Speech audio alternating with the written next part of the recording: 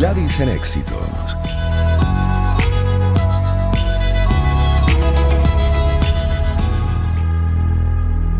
En esta primera hora nacional vamos a conversar, sobre el tema electoral, político electoral en Venezuela, a propósito de las presidenciales de este 2024, establecido por Constitución. Tenemos a quien fue rectora suplente del Consejo Nacional Electoral, fundadora del Observatorio Global de Comunicación y Democracia, Griselda Colina. Con ella, entre otras, justamente revisar cómo está el proceso electoral para esas elecciones presidenciales de 2024 en Venezuela. ¿Cómo está? Bienvenida. Buenos días, buenas tardes. Buenos días, Gladys. Muchas gracias por la invitación. A usted gracias por estar estos minutos para ubicarnos, ponernos en contexto dentro de esa realidad nacional y hasta qué punto se puede, bien sean en marzo como han asomado, en julio incluso han asomado, o en diciembre como contempla la Constitución, se pueden realizar unas elecciones presidenciales en Venezuela con todos los puntos contemplados y por supuesto coordinados para ese momento, ¿no? En el proceso electoral. Sí, fíjate que yo creo que es importante que estemos conversando sobre estos temas, Gladys, porque el país tiene que entender que estamos hablando de un proceso electoral que es crítico para avanzar en un camino de cambio, de posibilidades de cambio, un camino que avance pasos ciertos hacia una democracia que estamos aspirando en Venezuela, que es hoy una aspiración. En ese sentido, yo creo que es importante entender que la fecha es importante porque los plazos que marca la normativa vigente para la celebración de un proceso electoral en Venezuela habla tradicionalmente de 6 meses para organizar un proceso electoral regular, normal. Ahora, no estamos hablando de un proceso electoral regular y normal. Yo creo que allí tenemos que ver no solamente el plazo desde cuando se hace la convocatoria, que tiene que ver con el cronograma específico electoral, sino también hablar, y eso es importantísimo que la gente lo tenga claro, de las actividades preelectorales que se tendrían ya que estar desarrollando y que van tarde, porque hay situaciones como registro electoral, como invitaciones que se tienen que hacer a organismos internacionales para la observación electoral e incluso a los grupos de observación nacional, y también el tema que es clave para la participación ciudadana en los procesos electorales, como es el sorteo de los miembros de mesa y miembros de órganos de las juntas electorales en el país. Nada de eso ha pasado. Estamos al mes de febrero y el CNE está de brazos caídos. Entonces es importante no solamente hablar de la fecha, del cronograma, que debemos conocerlo, no la convocatoria, porque yo creo que ahí es importante también que sepamos que una vez se hace la convocatoria, al mes siguiente se debe cerrar el registro electoral. Y eso va a dejar a mucha gente fuera de participar en este proceso electoral, pero sí tener mayores certezas de cómo se va a llevar adelante ese proceso y que ese calendario preelectoral que nosotros generalmente, tradicionalmente, era lo que se hacía en estos primeros 3 meses del año, pues que avance, que den también certidumbre de cómo va a avanzar ese proceso.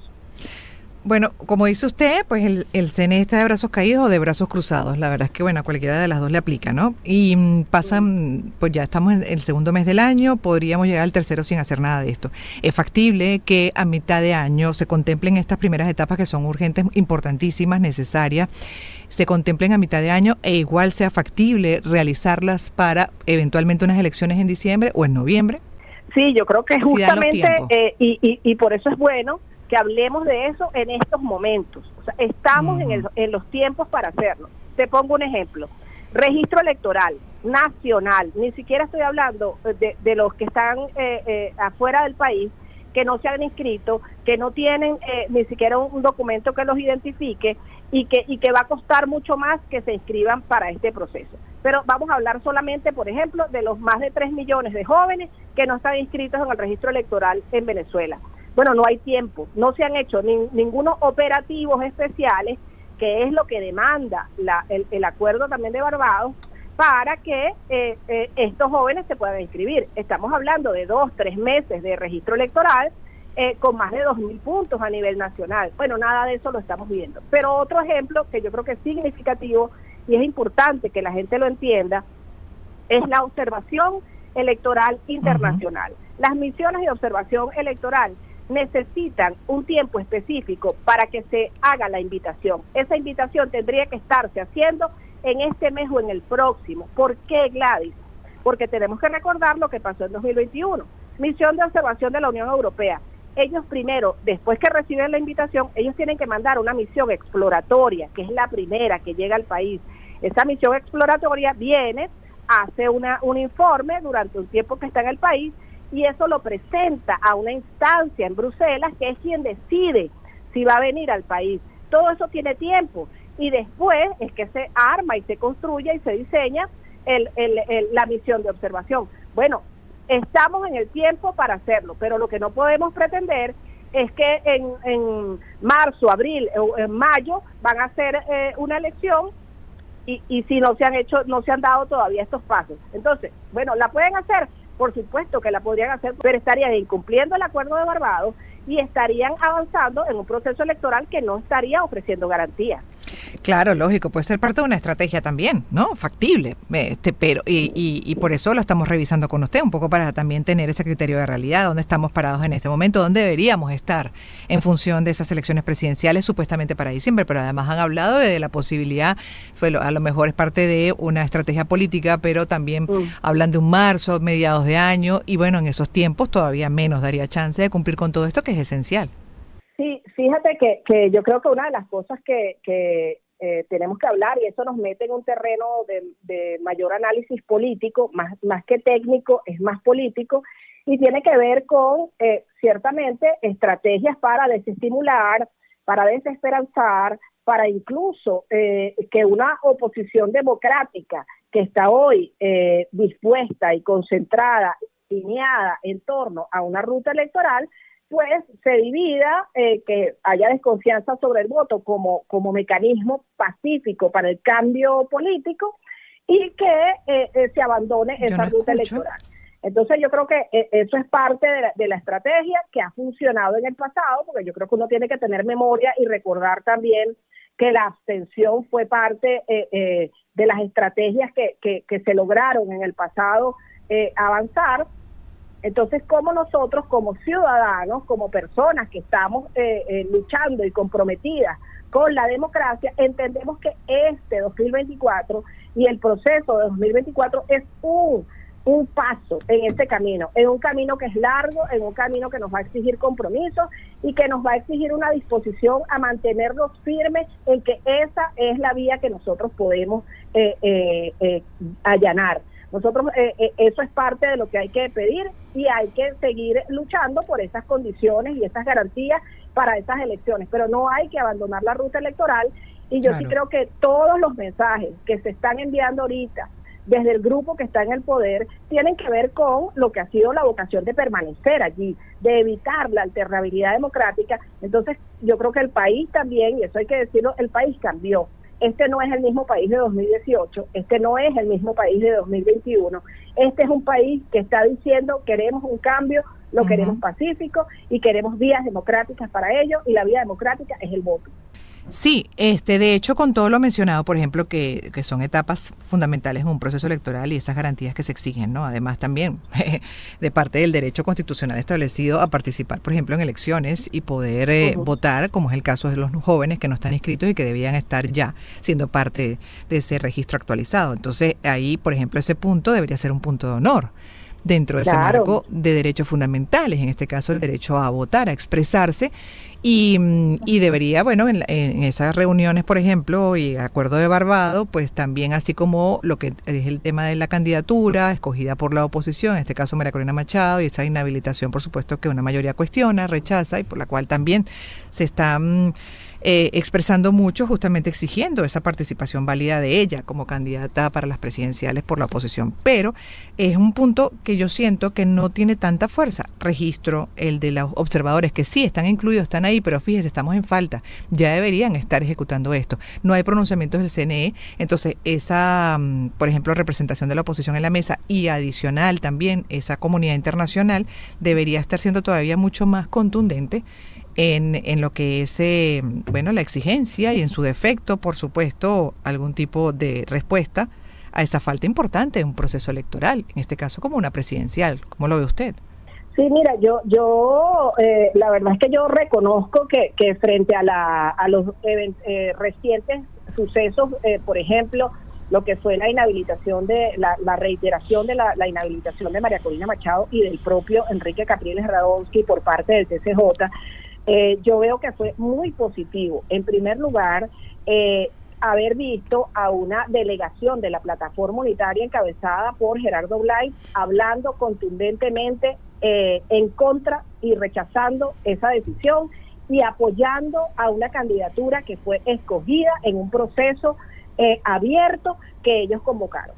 Eso me parece importante, Gladys, y hay que reconocerlo. Y otra cosa que hay que reconocer es que la mayoría de los países, empezando por Estados Unidos, pero incluso hemos visto que recientemente Brasil, Colombia, todos los países de la región, e incluso ayer mismo la Comunidad Europea estuvo mandando mensajes en torno a que van a acompañar a los venezolanos en esa ruta de redemocratización. O sea, yo creo que esos mensajes han estado.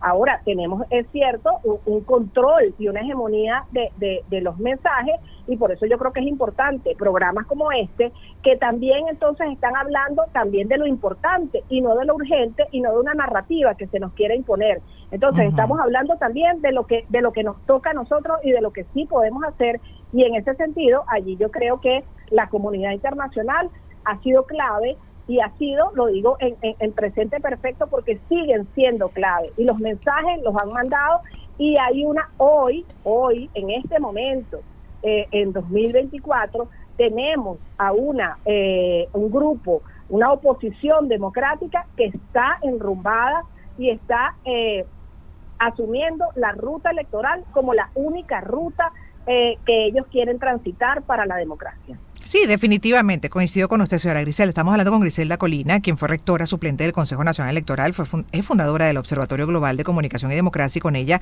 revisando justamente, actualizando lo que hasta ahora se tiene, que se ha hecho de ese proceso electoral, que se debe cumplir las diferentes etapas para llegar a unas elecciones presidenciales en este 2024 con condiciones, medianamente con condiciones, pero sobre todo, por ejemplo, con oportunidades en este caso para los jóvenes a participar en estas elecciones, aquellos que les corresponda por edad, poderse inscribir, cosa que no se ha hecho, o aquellos que están fuera de Venezuela, que tienen que modificar justamente datos en el registro, que tampoco que en este momento están descartados, violándose ese derecho, y tampoco se ha avanzado en ese sentido con la actualización del registro electoral. Es un punto importante que no se ha cumplido. El CNE no termina de responder, más allá de lo que tenga que ver, como dice usted, con el tema de la candidatura, pero sea el candidato que sea, este es un punto importante, como también el punto de los observadores internacionales, que nos den confianza. Entonces, que debería estarse trabajando ya y tampoco se trabaja, sea estrategia política, lo que quiera, pero eso es un punto importante, puntos de honor, que desde ya hay que también con mucha fuerza exigir.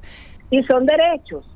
Claro. Son derechos que están marcados en nuestra Constitución, son derechos que están en la normativa legal vigente, son derechos además que están firmados por el Estado venezolano en pactos internacionales y que los obligan a cumplir con eso. Eso no es que estamos pidiendo nada extraordinario que no se haya hecho antes, que estamos en una coyuntura en donde el poder está en juego, sí, y yo creo que hay que tener conciencia de que esa es la realidad en la que estamos atravesando.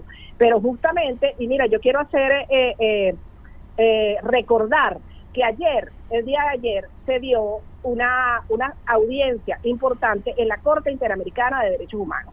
Esa fue una audiencia de una solicitud del caso que ya casi nadie lo recordará y dirán, ¿para qué se hizo eso? 10 años después, 11 años después del caso de Enrique Capriles contra el Estado venezolano por lo que fueron las fallas y las violaciones en el proceso electoral de 2013. Bueno, ayer se dio esa audiencia, y yo creo que es importante cómo se abordó esa audiencia, porque uno de los temas que se abordó allí fue justamente el de la garantía de equidad en las condiciones que deben tener los candidatos que participen en una elección. Eso no es solamente para lo que fue Capriles en 2013, es el precedente que dejó esa elección en materia de ventajismo, en materia de justicia que no se cumplió, en materia de acceso a los medios, de libertad de expresión, pero también y a mí me parece importantísimo de cara a este proceso que nos viene, las garantías de no repetición, porque eso es lo que estamos pidiendo los venezolanos, que no se repitan esos errores, que no se repitan esas violaciones y que podamos avanzar en un proceso electoral en el que sí hay que recuperar garantías de forma progresiva.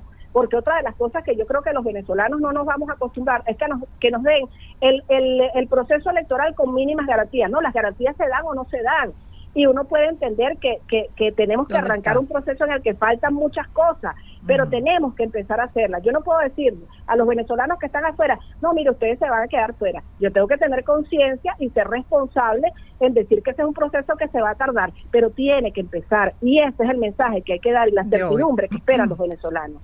Exacto, y eso, bueno, justamente lo que buscábamos con esta entrevista, pues entender dónde estamos y bueno, sumar a esas exigencias, por ejemplo, etapas no cumplidas, no empezadas, básicas, fundamentales, como todo lo que es el proceso de invitación a los observadores internacionales y además lo del registro. Y me gustaría también, para cerrar, señora Griselda, pues preguntarle qué otro urgente dentro de ese proceso electoral con garantías, viable, parte de un derecho para los venezolanos dentro y fuera, se debe contemplar ya de cara a esas presidenciales, sean a mediados de año, sean a finales de año, porque en marzo obviamente ninguna de estas cosas se podría cumplir, ¿no? Dentro de ese criterio de realidad.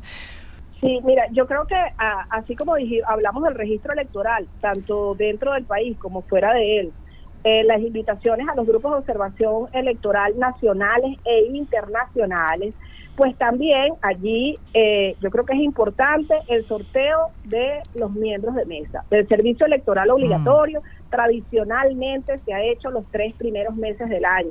Y además la notificación que se le haga a esas personas.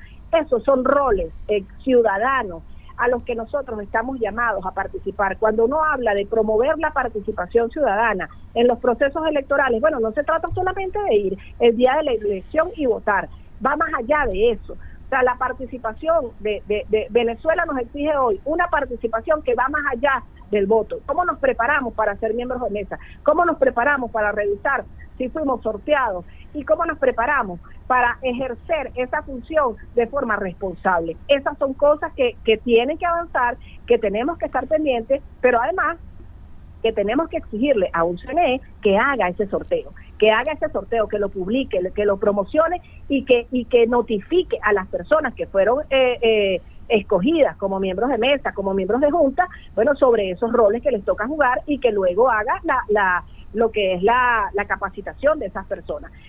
A todos nos toca un pedacito de ese proceso electoral, no le toca solo a los políticos, no le toca solo al CNE por supuesto le toca una parte muy importante, a los actores políticos les toca otra, pero a nosotros los ciudadanos nos toca también la exigencia y el cumplimiento de que esas garantías puedan ir avanzando de forma oportuna. Y entonces el CNE en este momento, ¿qué está haciendo? ¿A qué se dedica?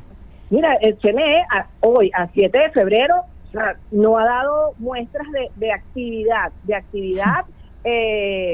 seria, comprometida con lo que es construir y diseñar un proceso electoral. Además, eso lo tiene que llevar la Junta Nacional Electoral. La Junta Nacional es la que debe avanzar, recibir las propuestas que estén haciendo los distintos actores, porque yo creo que eso es parte de lo que debe pasar. Yo esperaría que, así como hay actores en el sector oficial, el grupo del poder, están haciendo sus consultas, también la oposición democrática esté también en las consultas y pueda adelantar esas propuestas que le brinden al ciudadano mayores certezas y de que esas garantías, de que esas condiciones van a permitir ciertamente un cambio que es hoy una aspiración de todos los venezolanos, un cambio a la democracia. Gracias por haber estado con nosotros una vez más, señora Griselda. Griselda Colina fue rectora suplente del Consejo Nacional Electoral y es fundadora del Observatorio Global de Comunicación y Democracia, justamente ubicándonos en cómo va o no va el proceso electoral para las elecciones presidenciales de 2024. La verdad es que uno ya ha vivido mucho dentro de los últimos 20 años, más de 20 años, 2 décadas, pero no sé si a usted le pasa, yo no dejo de sorprenderme. Vamos a escuchar música y en unos minutos regresaremos. Es Gladys en Éxitos hasta la agrupación.